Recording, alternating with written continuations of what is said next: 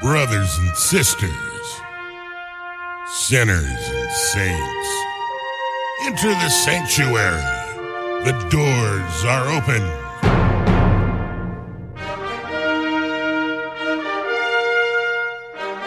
Welcome to the First Church of Lorenzo. The only church that swears back.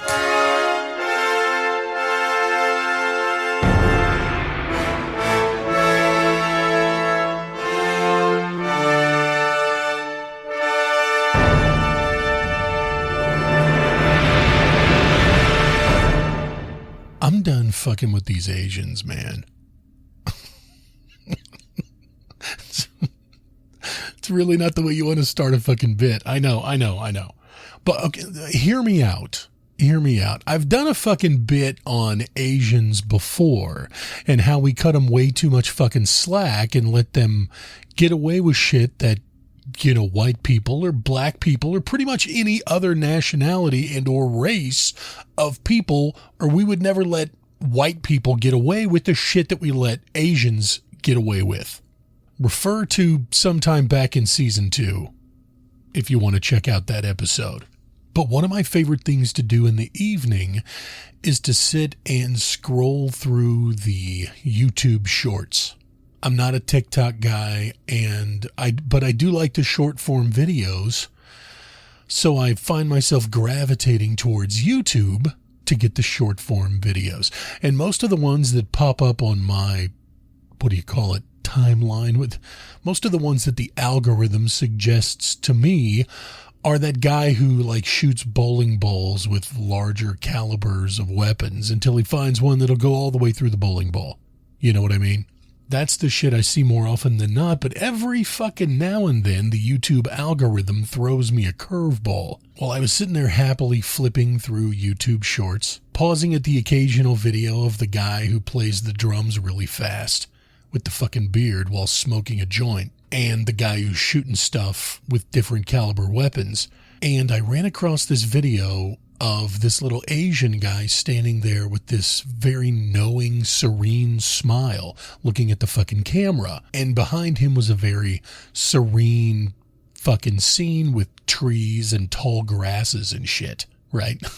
Like leaves floating through the fucking air and the gentle fucking dong dong ding dong dong fucking music.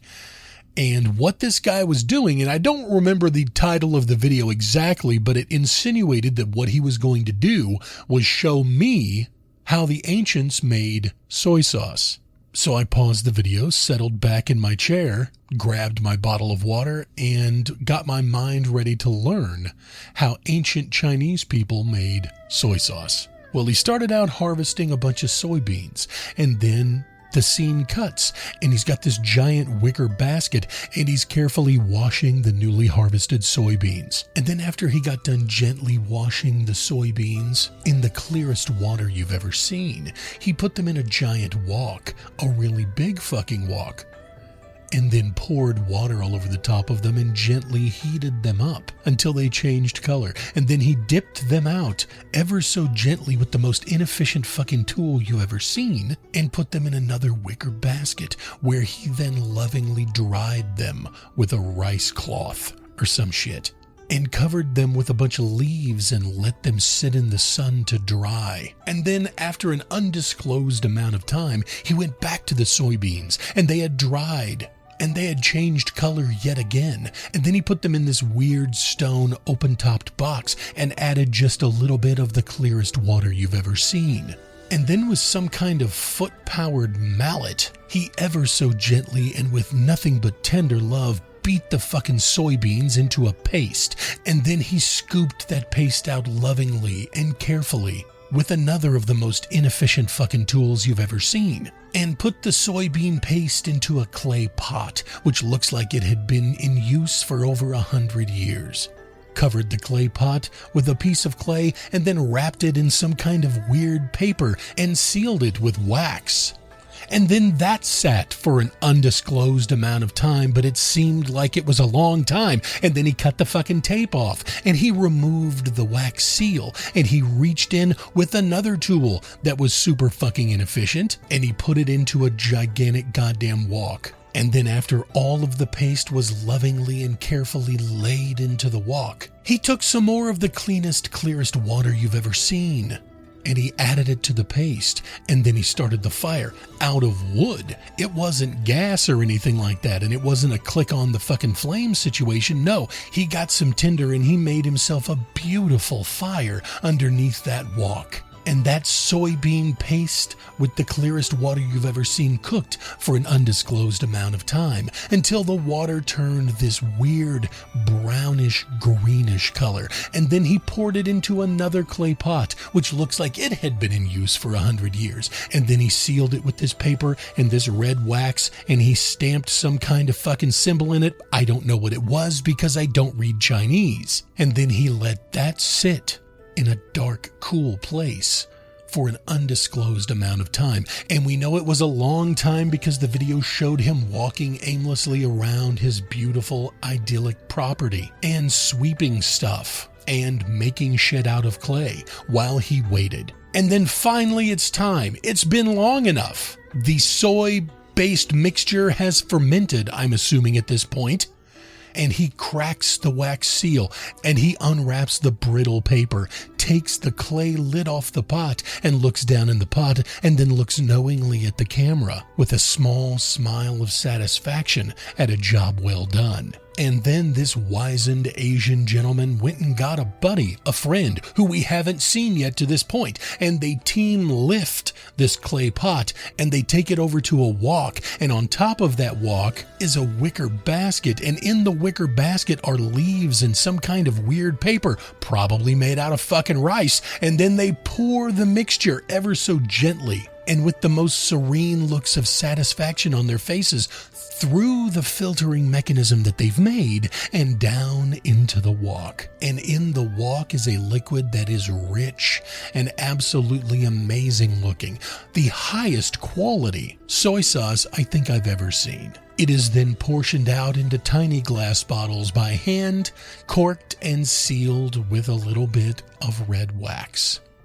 The entire video was probably 3 minutes long, and after the video was over, I paused it and just sat there and stared at the fucking wall for a good 15 minutes as I was trying to process what I had just seen. And finally, after about 15 minutes, I fucking snapped out of it, and I literally said out loud, I'm not fucking buying it. And then I, flipped up and then flipped back down and watched the video over again. And the whole time I'm watching it this time, I'm watching it with a scrutinizing eye. I'm not fucking buying it. I don't believe that that is how they fucking made soy sauce back in ancient fucking China or Cambodia or wherever the hell this was. I don't fucking believe that it's real.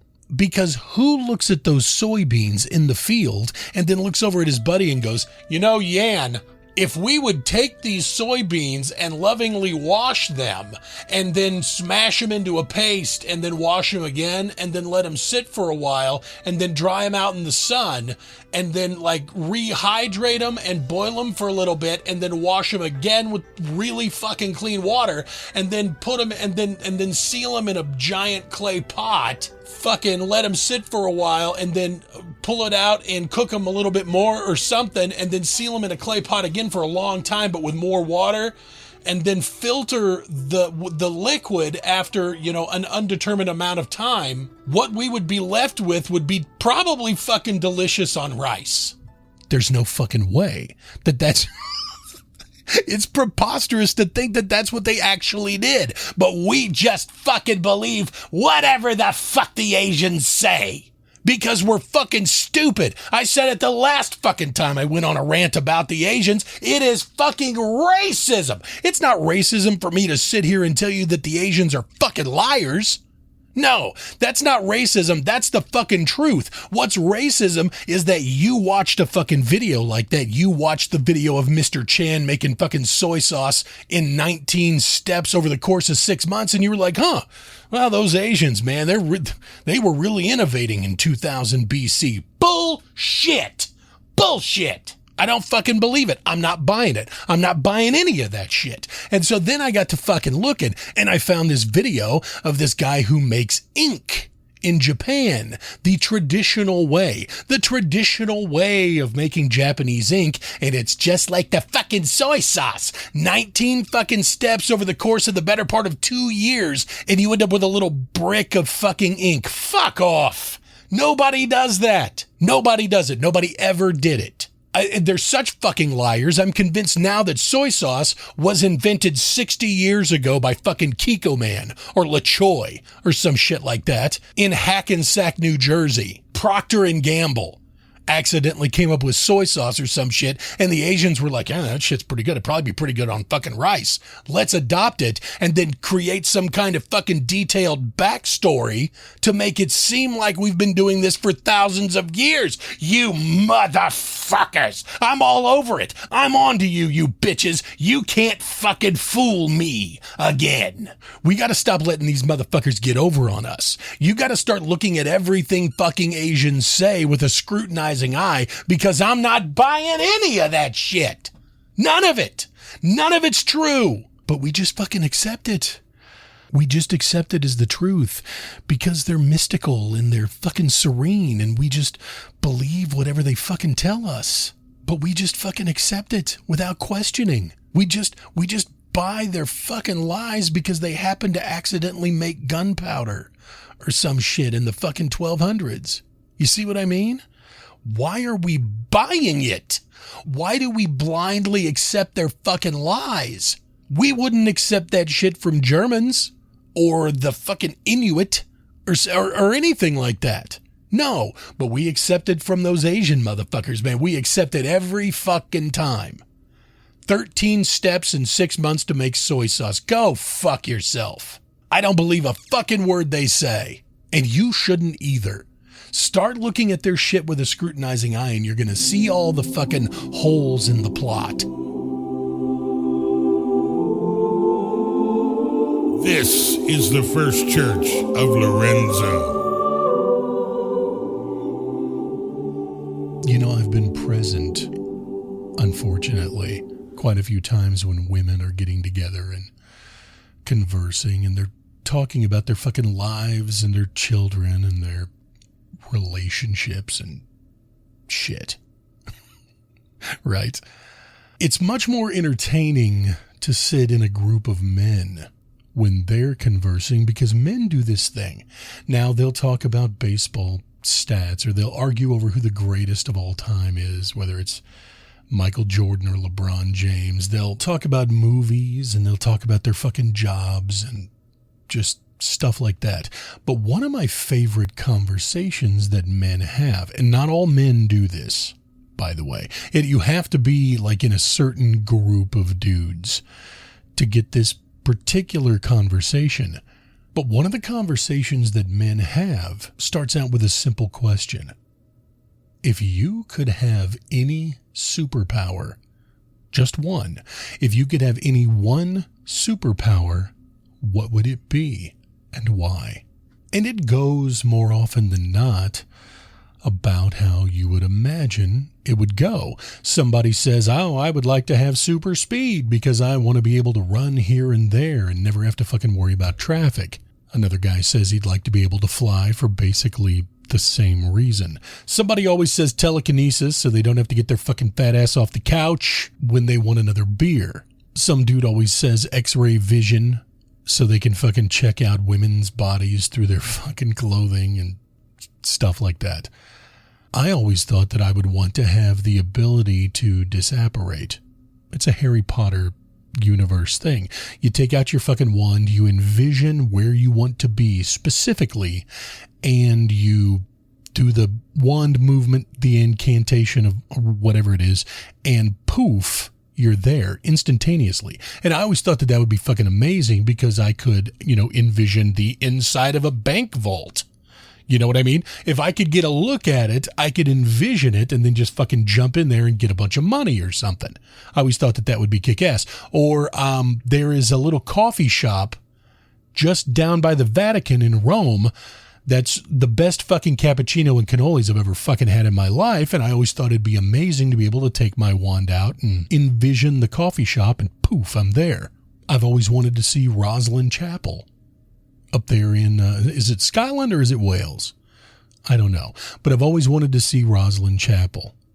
There's so many places I've always wanted to go, and if I could just disapparate and poof, I'm there, how awesome would that be? That's what I always wanted. And that's what I always said when it came my turn to engage in that conversation.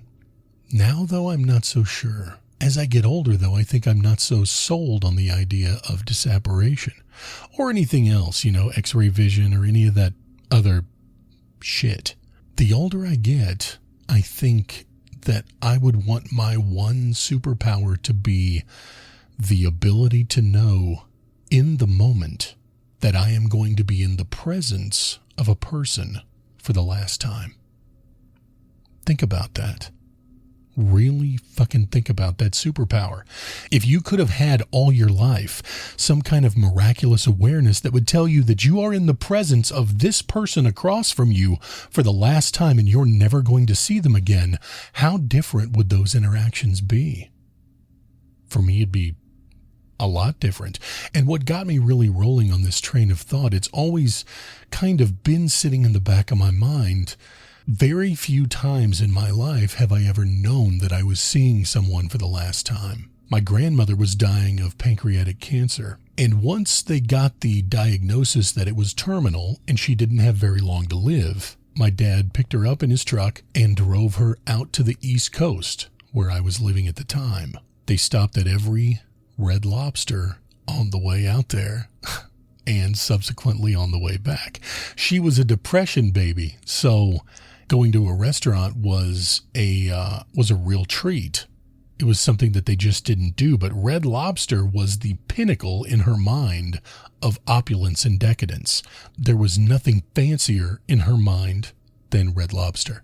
And they hit every fucking Red Lobster on the way out to the East Coast, and then every Red Lobster on the way back. Cancer had just eaten her body up. She was riddled with cancer, and she'd lost a whole bunch of weight. She never lost her hair, oddly enough, but she lost a whole bunch of weight, and before she left on that trip, she went down to JCPenney's and she bought a bunch of size 6 jeans. And she made sure to leave the size tag on the leg of each pair of those jeans so everyone would know that she was wearing size 6 jeans. That happened. But anyway, that's just fucking needless aside backstory. The point of that, and the reason that I think I would want to shift my one superpower to the ability to know when I'm going to be in someone's presence for the last time, was when I was in her presence for the last time. She was eaten up with cancer. She had a terminal diagnosis. She only had a few weeks, maybe a couple months to live. And she chose to take a portion of that time to come out to the East Coast to visit me. And we had a great visit. We took her all over the place and we did all the things and we ate at a couple Red Lobsters. It was a really, really cool visit. I'm very thankful for having that experience with her before she passed away. But on the morning that they were getting ready to leave, we were standing in my living room and she held both of my hands and she told me that she loved me and she was very proud of me. And then she said something that I will never fucking forget for the rest of my life. She said, "This is the last time you're ever going to see me." And she gave me a hug and she gave me a kiss and she turned on her heel and walked out the door. Didn't look back. I think about that a lot. So when it comes to choosing a hypothetical superpower, I think I would like to have the ability to know in the moment that I am in the presence of someone for the last time. I don't need to know why. I don't need clairvoyance or whatever the fuck that power is. I just need to know in the moment that I'm in their presence for the last time, because I've sat down and really thought about it. And throughout the course of my life, I've said goodbye to so many people, and I didn't realize that I was saying goodbye to them at the time. I remember my friend Corey. I really liked Corey. He and I had a special weird rapport. We could go months without talking to each other and then just fucking pick up like we never left off. He was a really, really cool dude, but he struggled with addiction his entire life. And if I had had the ability to know beyond a shadow of a doubt that I was never going to see him again, I would have sat down across from him, and instead of drinking and fucking talking about broads and all of the shit that we usually did, I would have sat down across from him and really addressed his addictions. He ended up dying from long-term use of heroin. It wasn't an overdose. It was just his body just systematically shut down because of the abuse he had put it through. And I don't know that me sitting down across from him in that last exchange would have made any fucking difference. To be honest with you, he was so eaten up with fucking drugs of any kind, I don't know that it would have fucking mattered. But I should have tried. That's what I'm saying. Maybe I could have gotten through to him. Maybe I could have figured out a way to get through to him and make him see that the people in his life need him, and he is just fucking fading away. I think about this chick that I used to date named Bridget. She was such a sweet girl.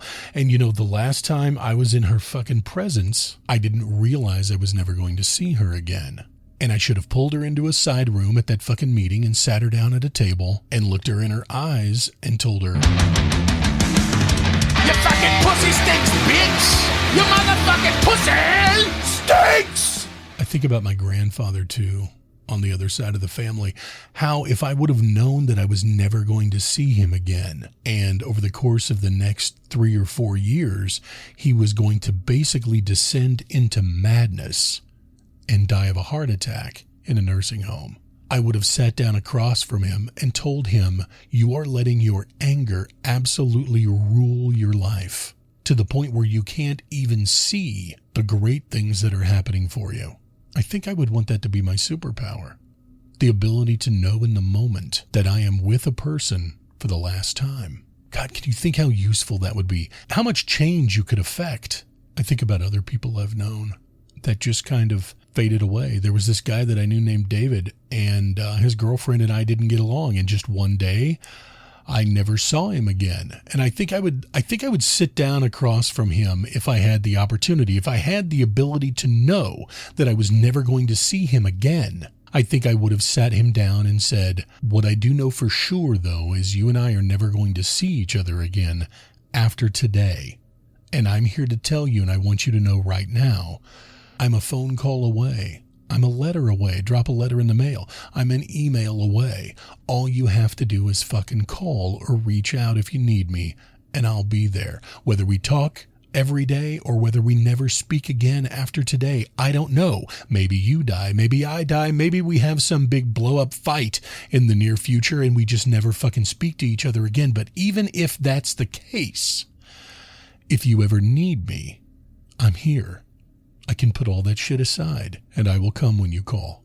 What a great fucking superpower. In my opinion, that may be better than any other superpower. Am I going to get rich from it? No. But think about all the last conversations that you had in your life, not knowing that it was the last time you were ever going to see, hear from, or speak to a person. If you in that moment could know that this was it, think of all the things that you would say. You would leave no stone unturned. You would tell them everything you've ever wanted them to know. And you could at least walk away then with a clear conscience knowing that you've done everything that you could do. I don't know, this bit turned out to be a real fucking downer, and I'm sorry about that. That's never my intention when I sit down to record an episode. That's really been weighing heavily on my mind lately, and I thought, what an interesting fucking topic. What a cool line of thought and something neat to talk about.